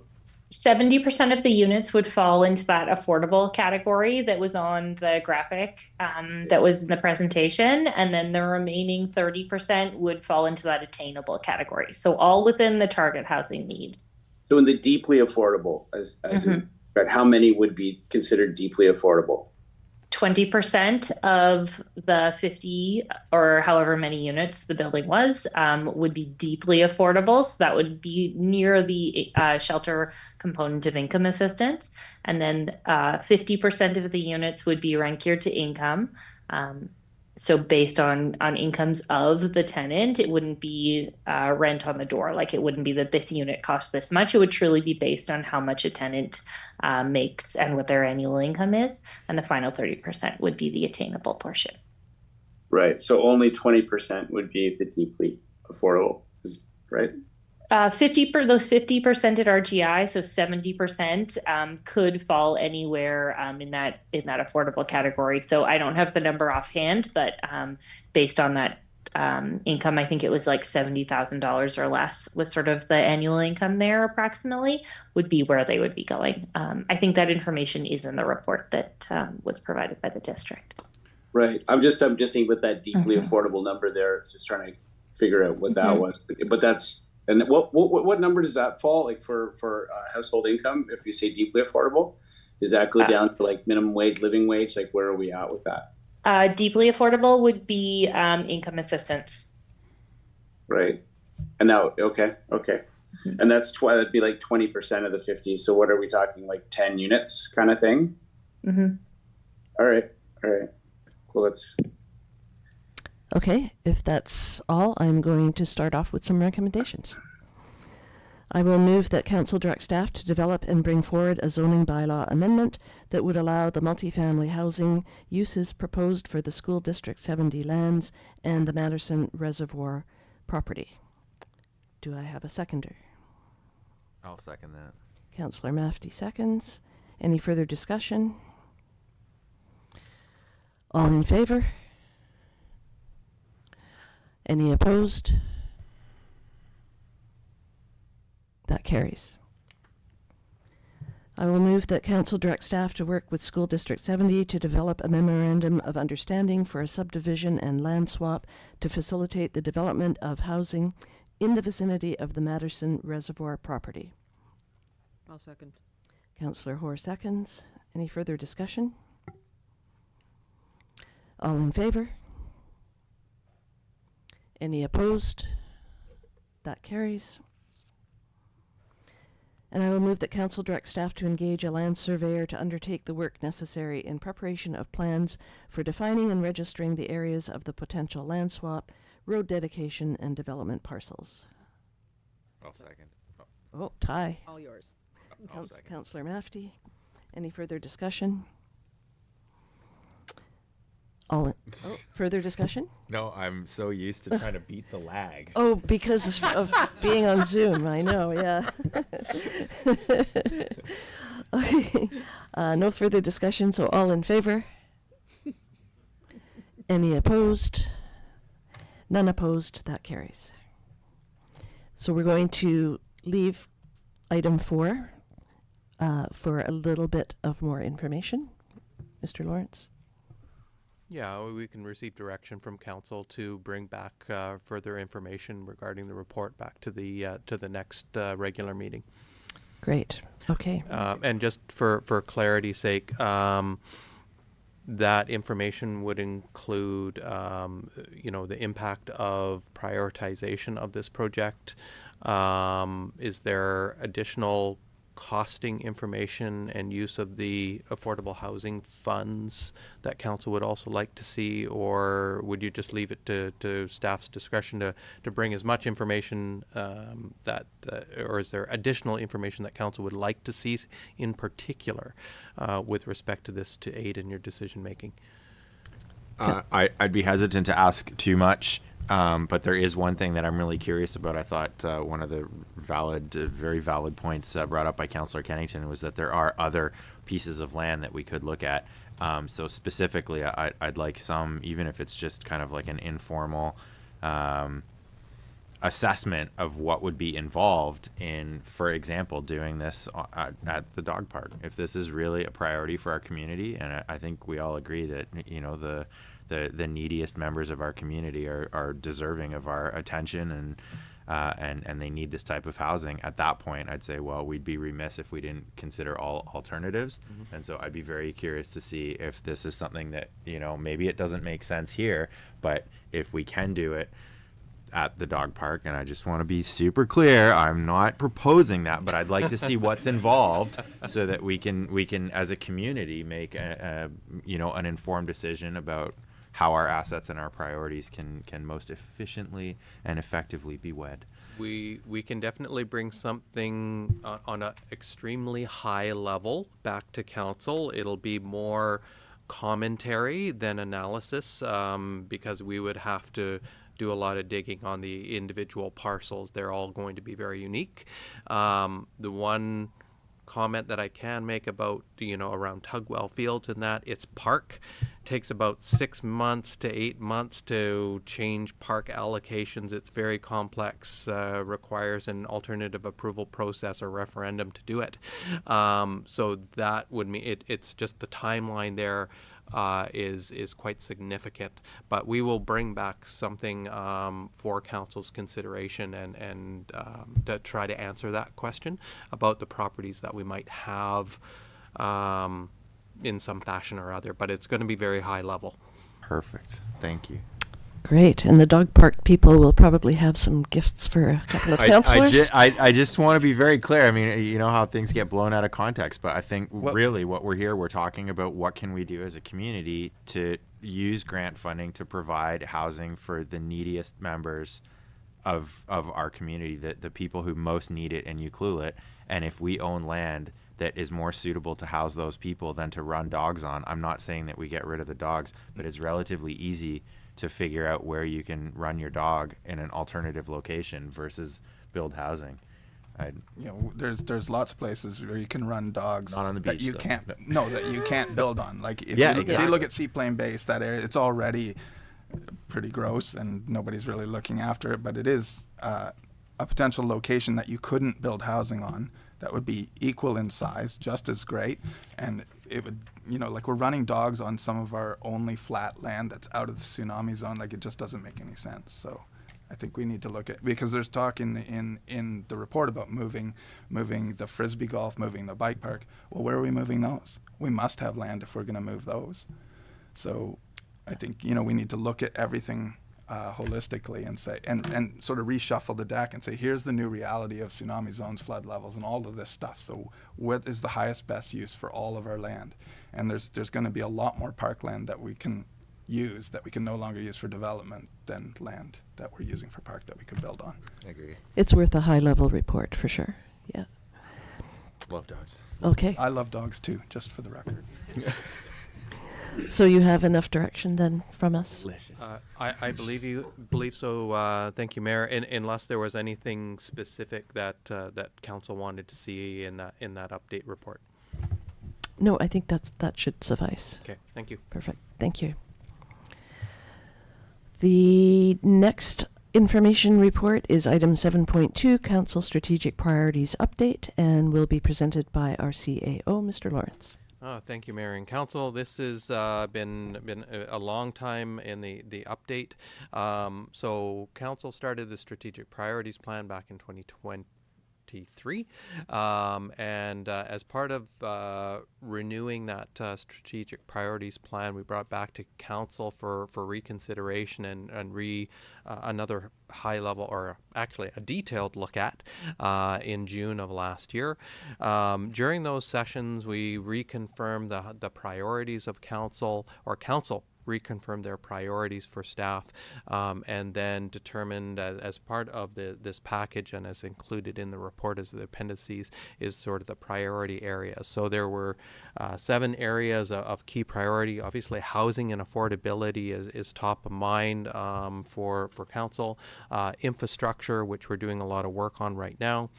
Governance and finance comes into play for funding and supporting the infrastructure and the housing needs. Environmental sustainability, climate, and an energy emergency resilience. So sort of that catch-all of community services. And protective services, intergovernmental and First Nations relationships, health, wellness, and recreation, and then economic development is also those high priorities.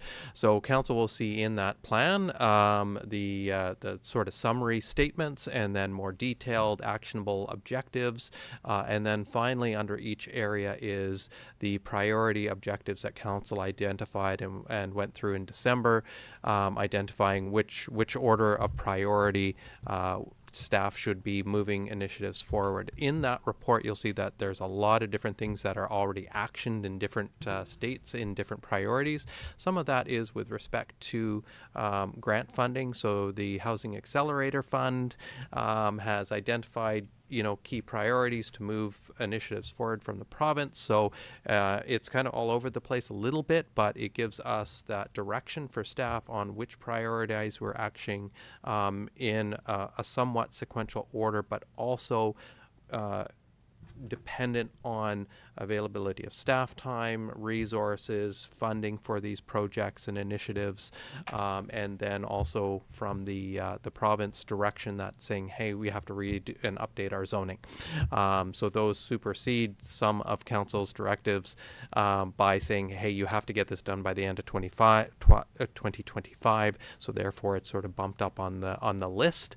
Not that it's not a priority, but those things move a little bit. As we move forward, and we'll have another report, hopefully in the next month, with an update on all of these projects and initiatives for council, so that you have a full understanding of where we're at in those in the process of achieving those goals and objectives. So council can expect that in the next hopefully 2 to 4 weeks, because I want to get that in front of council so you can see where those where we're at in the process of meeting those objectives identified by council. It's also very important, and it was discussed previously with in the previous report, is reprioritizing. So if something else comes up, there's only so much time, so things have to be bumped down the list, right? So whenever council identifies a new priority or something comes up that is key and needs to be actioned, it needs to be understood that some of these things will be deferred into a future year, or delayed a little bit. It doesn't mean that they'll be removed from the priority list. It just means that they'll be delayed a little bit so that the newly identified priority is actioned, because there's only so many resources available to us, and there's a lot on the list there, especially when we're talking about housing and affordability. It's quite a significant actionable list that we're working on. So I'm happy to answer any questions that council has with respect to this. It's an information report to be received by council. If there's any changes or adjustments, you can advise myself, and then we can update the priority plan on a regular basis. This will come quarterly. Thank you, Mr. Lawrence. I was sort of impressed in the column that says in progress, how many of these items are actually in progress at the moment. There's a lot of work being done behind the scenes to action a lot of the initiatives. A lot of this has to do with the Housing Accelerator Fund and requirements by the provinces and the changes that they've made in legislation. And they mirror a lot of council's priorities. So there's a lot of alignment between what staff is working on, council's priorities, what the province is sort of mandating for communities to do to address some of the housing challenges that all of the BC and Canada is facing right now. Right, thank you. Any questions for Mr. Lawrence? No, that's great. Thanks for getting that done.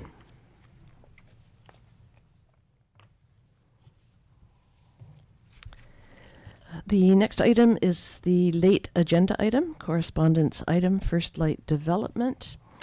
This is a letter from Alan Cookier, and it's regarding the First Light Development being behind schedule. And I know I ask about it weekly myself, and so I'm going to ask staff for an update on that. Yeah, I think between myself and Mr. Gregg, we'll be able to provide an update. I'm going to let Mr. Gregg take the first shot. Sure, thank you, and through the mayor. It's a great question. Happy to hear it. Staff, I think it's fair to say we're doing everything we can to expedite the process, as we have been for some years on this project. It is taking some time. So where it's at now, that the civil work, which is really the engineering design of roads, water, sewer, drainage, the geotech review, all the rest of that. So what's been provided by the developer to date is insufficient. We understand he's brought on a new engineering firm to do the civil design work, and we've not seen their initial drawings. There has been some go around with essentially some initial civil design that was submitted. The district's engineers looked at it, had a whole lot of comments about what was missing, and sent it back to them. They now have a new firm coming in to do some of that work. So really the ball is in their court to do that engineering work, I think is fair to say. I had a conversation with the developer, and understand may have been some communication to the buyers that there's been a delay that's being caused by the municipality, and that we're holding things up because of flood risk and tsunami levels and some of the engineering around that. And I got to say that simply is not true. And I appreciate that you have buyers who are waiting and are wondering what's going on. So if buyers have questions about sort of the municipal side of the whole process, we'd welcome an opportunity to hear and answer those questions. We don't have time to answer 22 emails and have 22 meetings with all the different buyers, but we could certainly set up a time for a Q&A session if they want to come in and understand. At least on the municipal side, we can explain what we've seen, what our process is, what the subdivision takes. That would be a pretty efficient way to answer those questions and maybe set some minds at ease. And certainly in that kind of thing, that if a council member or two want to join that we would certainly welcome that. So who would set that up? Potentially the realtor? I think this came from one of the buyers. I understand that they have some communication. I think certainly could sort of reach out if there's some interest. We could certainly find a date to sort of, book a room like this, and let people know that they can bring their questions, and staff, we can try and answer and explain where we're at in the process. But do the buyers all know each other? I'm just trying to figure out who would coordinate a meeting such as that. Oh, Nancy? Sorry, through the mayor, just wanted to also elaborate that 2 other very similar questions came through. It is exactly the same correspondence through 3 other individuals in 2 emails. So I suspect that they are rallying together and that we could reach out to them, and They found each other. Sorry. Okay. they found each other. Okay, well, that would be a really great thing to coordinate, I think. Could I ask you a quick question? Councillor Anderson? Oh, I don't want to stir the pot here, but I'm just thinking, you mentioned, Mr. Gregg, that, it's going round and around, you said, and that there's been a lot of back and forth, and it finally came to your director of engineering, and now the ball is back in their court. And I'm just wondering, does it not make more sense for you guys to have a meeting instead of a Q&A session with the buyers and the real estate agent? Wouldn't it make more sense to maybe you and have a sit down with the engineers and the developer themselves and hash these things out? Through the mayor, there isn't any, there's no magic to the servicing and the engineering of a subdivision. The developer is basically at where he could have been a year ago. And we have provided clear and, frankly, we've prioritized the turnaround. It simply is a matter of, it's not our development. The developer has to do his engineering to complete a subdivision. We don't control what private developers do. Yes, this is one where the district is providing support through BC Housing and the funding of this, but ultimately it is the developer's subdivision. So this is, to be really clear, not something where there's some mystery about what the servicing needs are. It really is a matter of them providing the drawings, our engineers saying, yes, that meets our standard, go build, and the subdivision moves forward. There's been a delay on the part of the developer. All right, well, the developer for this meeting that we're talking about, if I'm around it, I would like to go to it. Will it include the developer and the engineers? If they wish to join, what we can't speak to is what has been communicated on the side of the developer or the sale, and all of the real estate deal is a private arrangement that we're not part of. But what we can explain is what is the municipal process that got it through the approvals, what is still remaining, what that sort of timeline is on our side, so that if people have questions that we can answer, really just the municipal side. They may have questions that we can't answer that would be for the developer or his representatives, that unfortunately we can't solve for them. Well, let's try and get them all in one room together, and maybe we could figure that out. Mr. Lawrence? Thank you, Mayor. I just want to add to that. So the municipal staff, our engineers, Coors Engineering, who is our consultants on the review process for the drawings, we've been actively trying to working with the developers, engineers, to try to get them to a point where we can approve, or their drawings can be approved. So what happens, they submit a set of drawings, we review it, we give commentary back, they go back and redo some drawings, they bring it back, we give them some more comments. The challenge that we faced is that the drawings that we keep on coming back after we're giving our feedback saying here's some of the challenges that you need to address, they're not coming back complete, and they're not coming back in a manner that can be approved by our engineer consultants, which is the Coors Engineering. So we're doing everything that we can to help facilitate it. We're engaged with the developer, who is working closely with staff on a regular basis. We talk to Mr. McLean on regularly. He understands the challenges that he has faced with respect to the engineer drawings that have been submitted. And he's decided to move forward with another engineering firm so that they can get the drawings that are satisfactory to meet basic water, sewer, road, stormwater management that is necessary to allow us to approve it. So we're doing absolutely everything that we can, working with the developer and his engineers to get this where it needs to be. But unfortunately, it really is with the developers' engineers that are designing the work. We don't do that for them. It is something that they need to do. It's their land. It's their project. We can only do so much, and we can tell them that, hey, you know, this road is draining in a manner that is going to flood your house. You can't do that. So a lot of those aspects, we are doing everything that we can to facilitate that, and we're just waiting for the next set of drawings. Coors has been advised to prioritize it as soon as it comes in, and hopefully this next set will be satisfactory, that the developer will be able to build. And I do understand that he's a little frustrated as well, because he really wants to make this happen. He wants to move this forward, but he's having challenges with his original designs, and he's working through them as quickly as possible. And I believe Mr. McLean just recently decided to use a different engineer. Is that right? That's our understanding, that he's just engaged in January a new engineering firm to help him with this. Everything, as we understand it, is with this new engineering firm, but we have not received anything from them at this point in time, and that's as of this morning. All right, thank you for that. Any other questions for staff? No? Okay.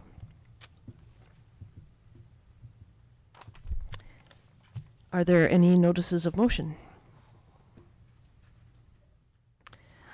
Seeing none, we'll move on to council committee reports. Councillor Anderson?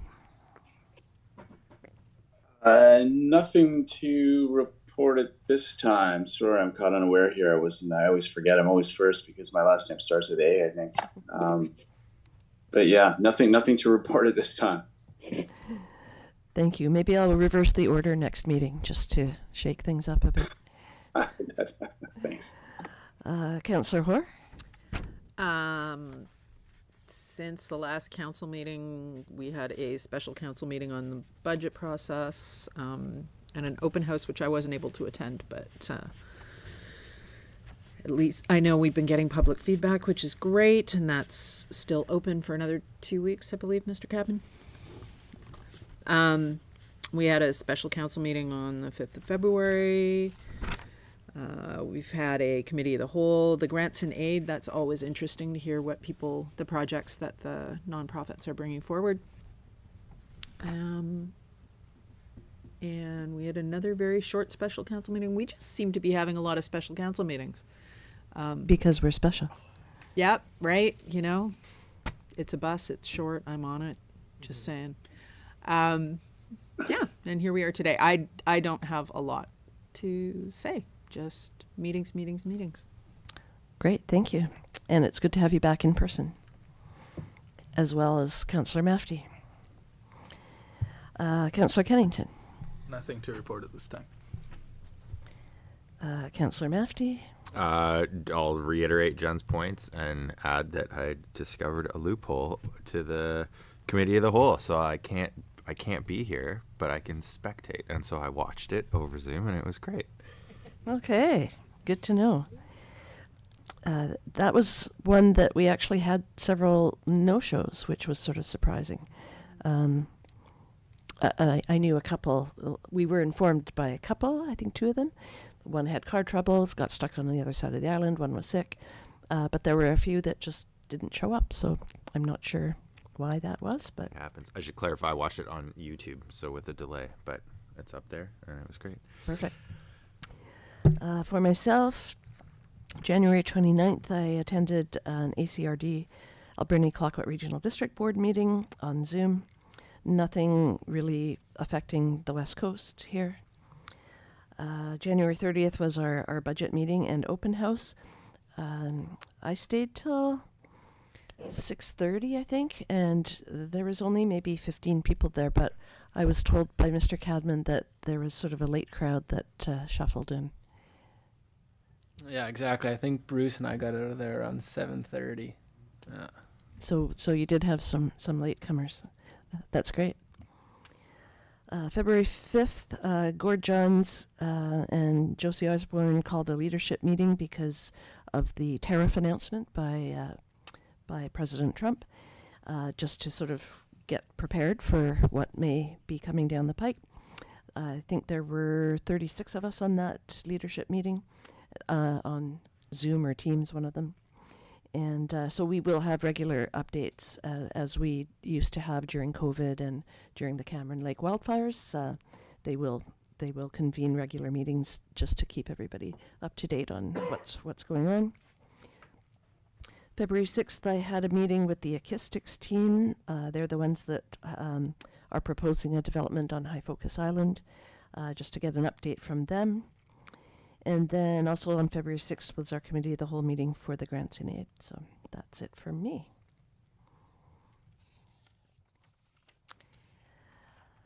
We are now moving on to the question period. This is an opportunity for the public to ask questions and comment on matters within Council's jurisdiction. Representations about bylaws that Council is prohibited from holding a public hearing on, or bylaws that were subject to a public hearing, are not permitted at this time. Are there any audience members that wish to address Council? No. Okay. Are there any members of the public attending by Zoom or telephone that wish to address Council? If there is anyone online via Zoom, please raise your hand if you wish to address Council. By telephone, *9.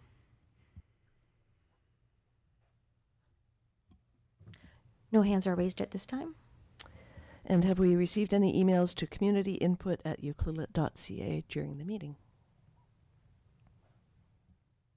Outside of the ones that I mentioned earlier, no further emails came in through. All right, our next agenda item is a closed session. Section 10.6 of the Council Procedure Bylaw prohibits Council members from attending closed sessions electronically. That said, this provision can be temporarily suspended by Council motion. I move that Section 10.6 of the Council Procedure Bylaw be temporarily suspended for the remainder of the February 11th, 2025 regular Council meeting to allow Councillor Anderson to electronically attend the closed portion of this meeting. Do I have a seconder? I'll second. Councillor Hoare seconds. All in favor? None opposed. That carries. I move that the February 11th, 2025 regular council meeting be closed to the public pursuant to the following section of the Community Charter. 90 brackets B brackets, 90 brackets 2 brackets B, the consideration of information received and held in confidence relating to negotiations between the municipality and a provincial government or the federal government or both, or between a provincial government or the federal government or both and a third party. I'll second. Councillor Hoare seconds. All in favor? None opposed. That carries. 5:56.